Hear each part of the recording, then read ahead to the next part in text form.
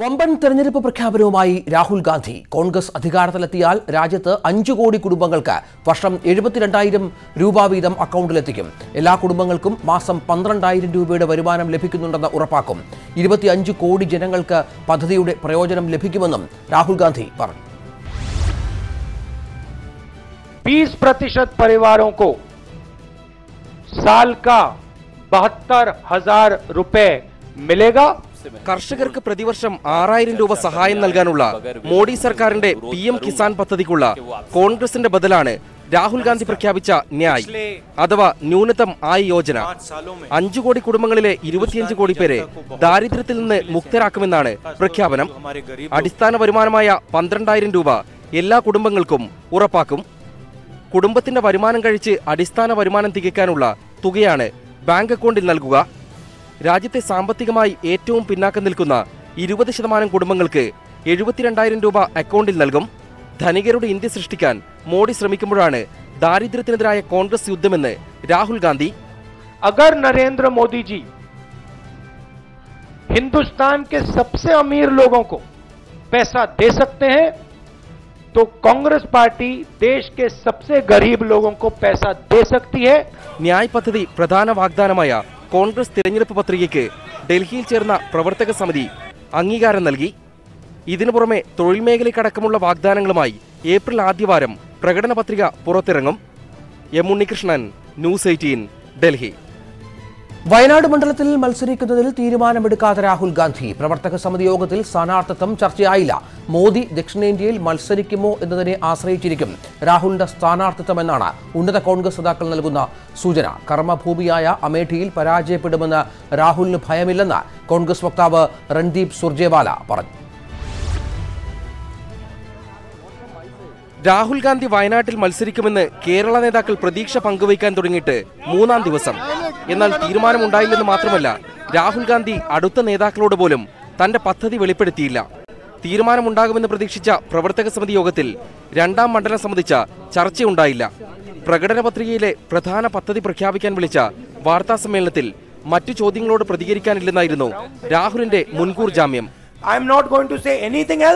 This is a groundbreaking idea. ये ऐतिहासिक दिन है.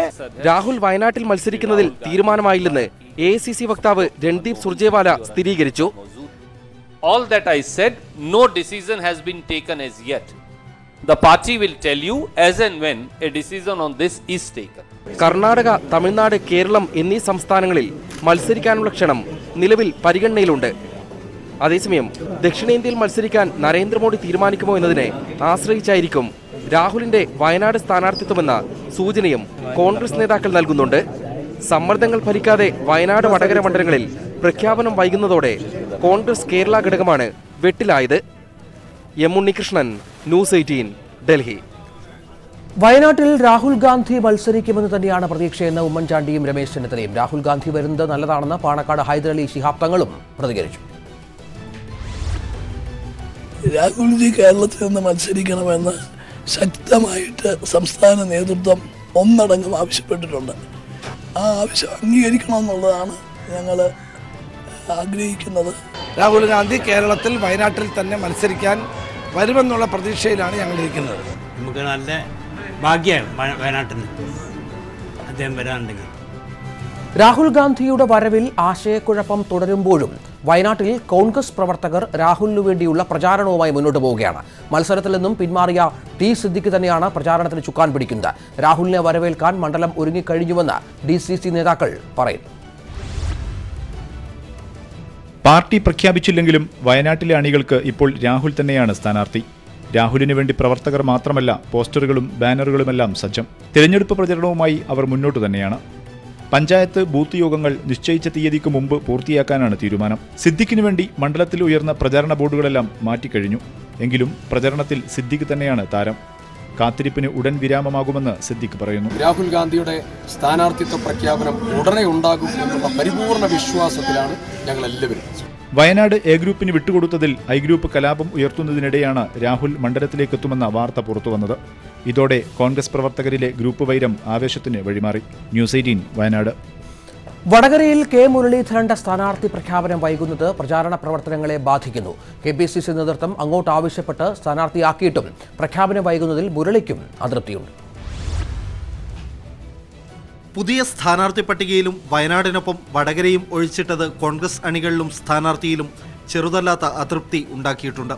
വടകരയിൽ മുരളി മത്സരിക്കാനെത്തിയപ്പോഴുണ്ടായിരുന്ന ഉണർവ് അനാവശ്യമായി നഷ്ടപ്പെടുത്തിയെന്നാണ് പ്രവർത്തകരുടെ പൊതുവികാരം. ഹൈക്കമാൻഡിന്റെ അനുവാദത്തോടെയാണ് പ്രചാരണം തുടങ്ങിയതെന്ന് പറയുമ്പോഴും മുരളീധരൻ അസ്വസ്ഥനാണ്. എല്ലാം ചോദിക്കേണ്ട സ്ഥലത്ത് അനുവാദം ചോദിച്ചതിന് ശേഷം തന്നെയാണ് പ്രവർത്തനം ആരംഭിച്ചിട്ടുള്ളത്. ഇപ്പോഴത് വളരെ നന്നായിട്ട് മുന്നോട്ട് പോകുന്നുണ്ട്. KPCC അധ്യക്ഷന്റെ മണ്ഡലത്തിൽ ദുർബല സ്ഥാനാർത്ഥി പോരെന്ന ആവശ്യം ശക്തമായപ്പോൾ കെ മുരളീധരൻ മത്സരിക്കണമെന്ന് നേതൃത്വം അങ്ങോട്ട് ആവശ്യപ്പെടുകയായിരുന്നു. മുതിർന്ന നേതാക്കൾ പലരും നിരസിച്ച ആവശ്യം എതിർപ്പൊന്നുമില്ലാതെ അംഗീകരിച്ച മുരളിയെ ആവേശത്തോടെയാണ് കോൺഗ്രസ് പ്രവർത്തകർ സ്വീകരിച്ചത്. എന്നാൽ ഒരാഴ്ചയായിട്ടും ഔദ്യോഗിക പ്രഖ്യാപനം വൈകുന്നത് പ്രചാരണത്തെ ബാധിക്കുമെന്ന് കോൺഗ്രസ് നേതാക്കൾ തന്നെ സമ്മതിക്കുന്നു. ഒരു സ്ഥാനാർത്ഥി നിർണയം വൈകുന്നു എന്ന് പറയുന്നത് തീർച്ചയായും കേരളത്തിലെ കോൺഗ്രസ് നേതാക്കന്മാരെ വിശദീകരിക്കേണ്ട ഒരു വിഷയം തന്നെയാണ്. പ്രഖ്യാപനം ഉടനുണ്ടാവുമെന്നും 3 ദിവസത്തിനകം പ്രചാരണം ശക്തിപ്പെടുമെന്നുമാണ് പ്രാദേശിക നേതൃത്വത്തിന്റെ പ്രതീക്ഷ. അശ്വിൻ വല്ലത്ത്, ന്യൂസ് 18 വടകര. തിരുവനന്തപുരത്തും പത്തനംതിട്ടയിലും BJPയെ പിന്തുണയ്ക്കാൻ NSS തീരുമാനമെന്ന് മാവേലിക്കര താലൂക്ക് യൂണിയൻ മുൻ പ്രസിഡന്റ്. ഇടതുമുന്നണിയുമായി ബന്ധം വേണ്ടെന്നും NSS ആസ്ഥാനത്ത് നിന്നും നിർദ്ദേശിച്ചിരുന്നതായി TK പ്രസാദ് പറഞ്ഞു. ഇടതു സ്ഥാനാർത്ഥിയെ സ്വീകരിച്ച താലൂക്ക് യൂണിയൻ ഭരണസമിതി കഴിഞ്ഞ ദിവസം NSS പിരിച്ചുവിട്ടിരുന്നു. തിരഞ്ഞെടുപ്പിൽ NSSന്റെ സമദൂര നിലപാട് പൊള്ളയാണെന്ന വാദമാണ് താലൂക്ക് യൂണിയൻ മുൻ പ്രസിഡന്റ് ഉയർത്തുന്നത്. NSSന് കൃത്യമായ രാഷ്ട്രീയ ചായ്വുണ്ട്. തിരുവനന്തപുരം, പത്തനംതിട്ട മണ്ഡലങ്ങളിൽ NSS BJPയെ പിന്തുണയ്ക്കും. മറ്റിടങ്ങളിൽ UDFനാണ് വോട്ട്. ഇടതു സ്ഥാനാർത്ഥികളുമായി ഒരു തരത്തിലുള്ള ബന്ധവും പാടില്ല എന്നാണ് ജനറൽ സെക്രട്ടറിയുടെ നിർദ്ദേശമെന്ന് TK പ്രസാദ് പറഞ്ഞു. ജയസാധ്യതയുള്ള മണ്ഡലങ്ങളിൽ BJPക്ക് വോട്ട് ചെയ്യണമെന്നും അല്ലാത്ത മണ്ഡലങ്ങളിൽ UDFന് വോട്ട് ചെയ്യണമെന്നും ഒരു ധാരണ ഉണ്ടായിരുന്നു. കത്ത് രേഖാമൂലമൊന്നുമില്ല, എല്ലാം ഓറൽ അറിയിപ്പുകളും ടെലിഫോണിക് മെസ്സേജുകളും ഒക്കെ ഉള്ളൂ. ചങ്ങനാശ്ശേരിയിൽ നിന്നുള്ള വാക്കാൽ നിർദ്ദേശത്തിന്റെ അടിസ്ഥാനത്തിൽ തുടർ നടപടികൾ താലൂക്ക് യൂണിയനുകൾ സ്വീകരിക്കുമെന്നും അദ്ദേഹം പറഞ്ഞു. അതേസമയം നേതൃത്വവുമായുള്ള ഭിന്നതകളെ തുടർന്ന് മാവേലിക്കര താലൂക്ക് യൂണിയനിലെ 14 അംഗങ്ങൾ കഴിഞ്ഞ ദിവസം രാജിവെച്ചിരുന്നു.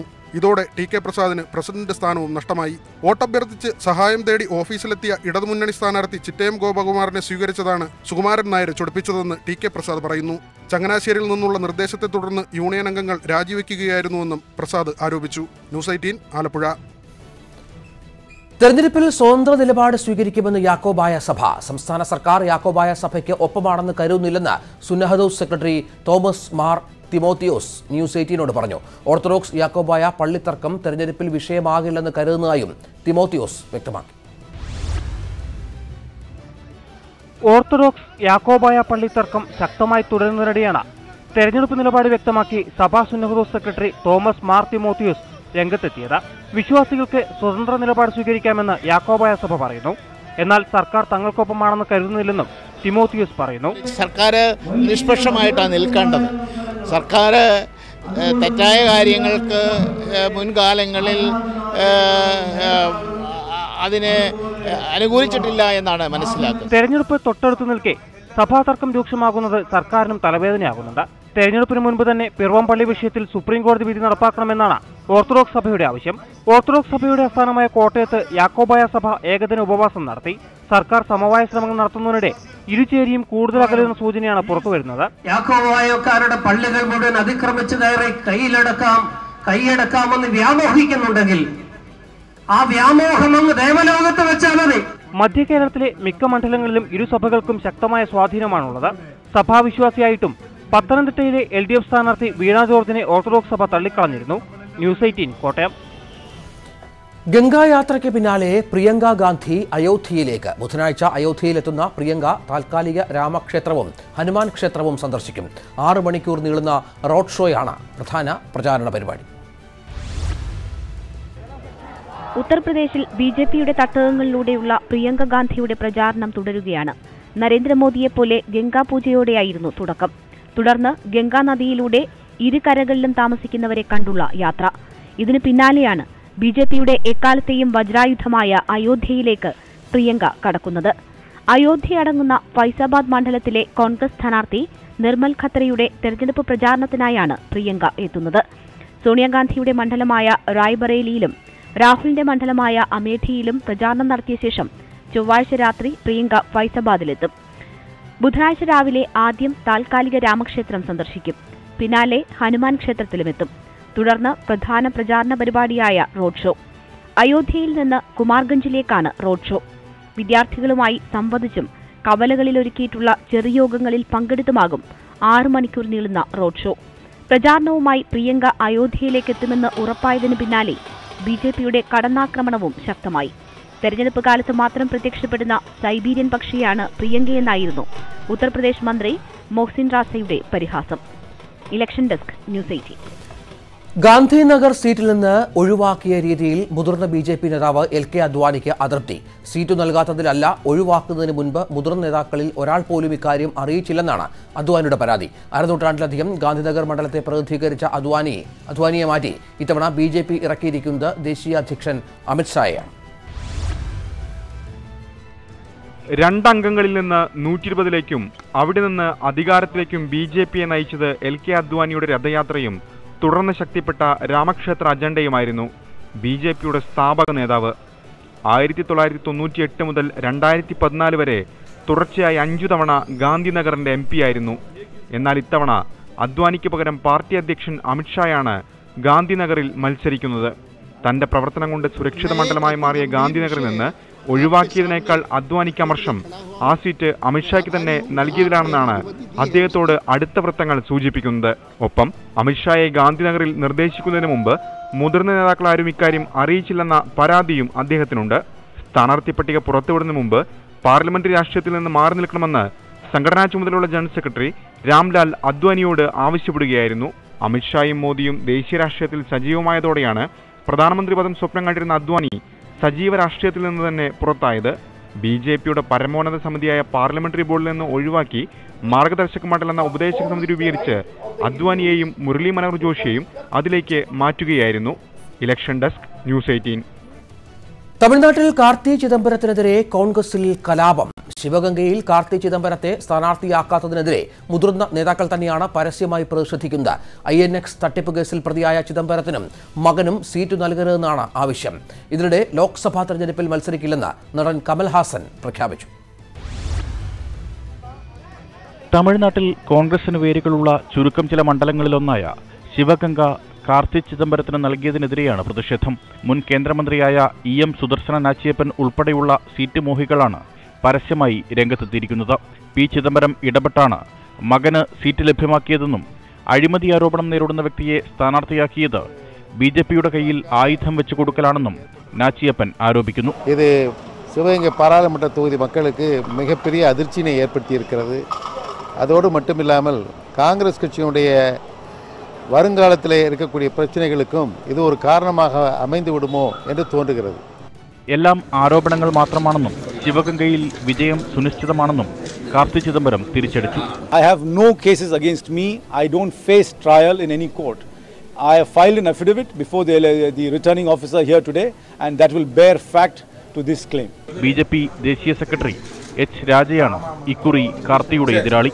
അതേസമയം ലോക്സഭയിലേക്കും നിയമസഭാ ഉപതെരഞ്ഞെടുപ്പിലും മത്സരിക്കാനില്ലെന്ന് മക്കൾ നീതി മയ്യം നേതാവ് കമൽഹാസൻ വ്യക്തമാക്കി.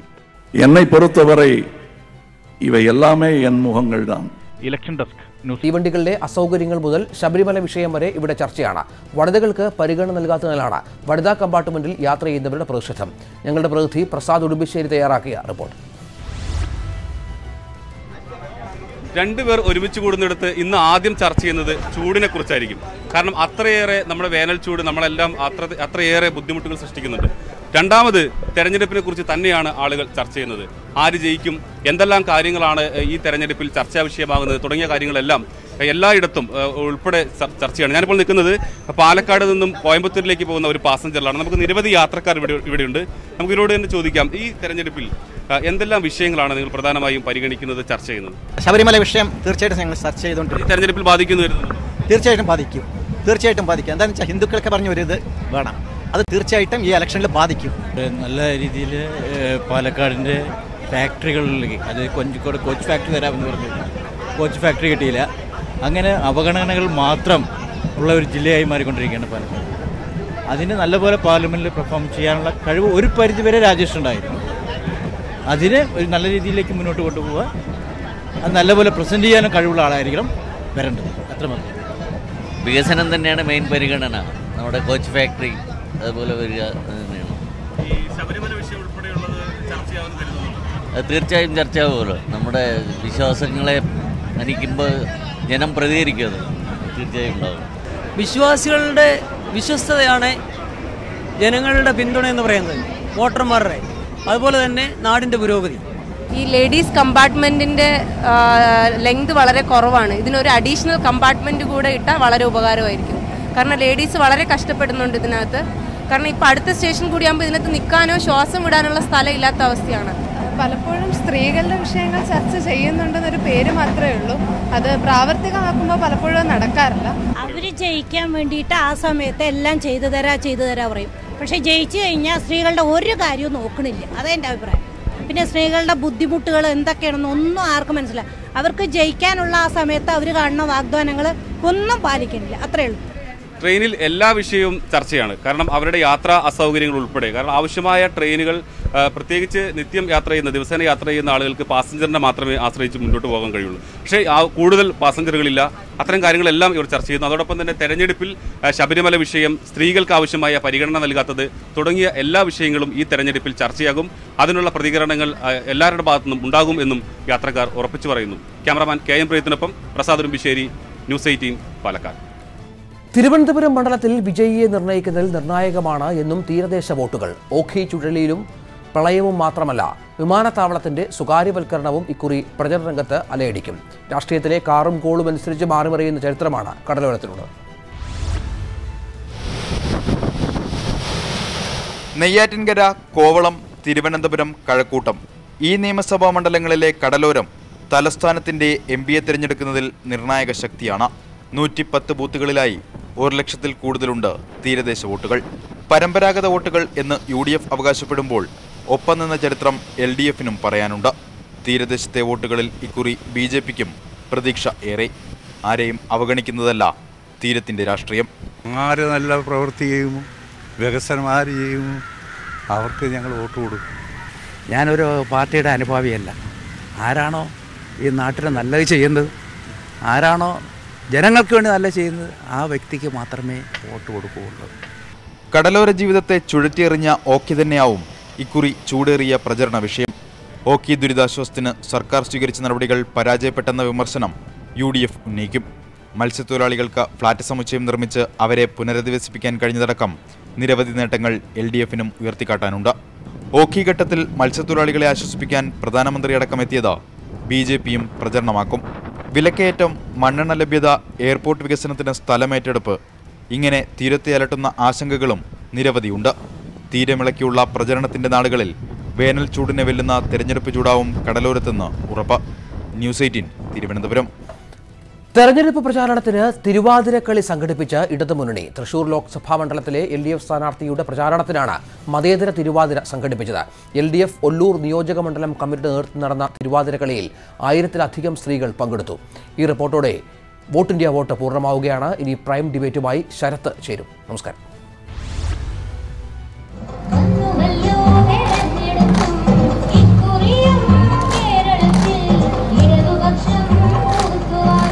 തെരഞ്ഞെടുപ്പ് പ്രചാരണം എങ്ങനെയെല്ലാം വ്യത്യസ്തമാക്കാം എന്ന് പരീക്ഷിക്കുകയാണ് മുന്നണികൾ. 1000-ലധികം വനിതകളെ പങ്കെടുപ്പിച്ചുകൊണ്ട് മതേതര തിരുവാതിരക്കളി നടത്തി LDF ഒല്ലൂർ നിയോജക മണ്ഡലം കമ്മിറ്റി ശ്രദ്ധേയമായി. തിരുവാതിര പാട്ടിലുമുണ്ടായിരുന്നു വ്യത്യസ്തത. സർക്കാരിന്റെ വികസന നേട്ടങ്ങളും സ്ഥാനാർത്ഥിക്ക് വോട്ട് അഭ്യർത്ഥിക്കുന്നതുമായിരുന്നു വായ്പാട്ടുകൾ.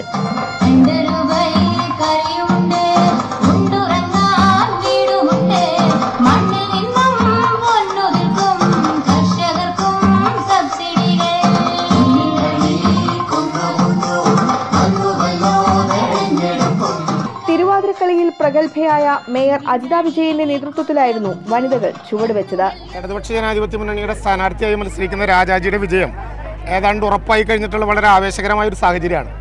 സ്വാഭാവികമായും ഈ തെരഞ്ഞെടുപ്പിൽ ഏറ്റവും കൂടുതൽ ഇടപെടേണ്ടതും ഏറ്റവും കൂടുതൽ പ്രവർത്തിക്കേണ്ടതും സ്ത്രീകളാണ് എന്നുള്ളതുകൊണ്ട് ഒല്ലൂർ നിയോജക മണ്ഡലം കമ്മിറ്റി തീരുമാനിച്ചനുസരിച്ച് സ്ത്രീകളുടെ നേതൃത്വത്തിലുള്ള കമ്മിറ്റി അവരുടെ ഒരു മതേതര തിരുവാതിര സന്ധ്യ എന്ന് പറയുന്ന വ്യത്യസ്തമായ ഒരു പരിപാടിക്ക് നേതൃത്വം നൽകാൻ വേണ്ടി തീരുമാനിച്ചത്. നടത്തറ പഞ്ചായത്ത് വൈസ് പ്രസിഡന്റ് വത്സല രാമകൃഷ്ണനാണ് ഗാനങ്ങൾ ചിട്ടപ്പെടുത്തിയത്.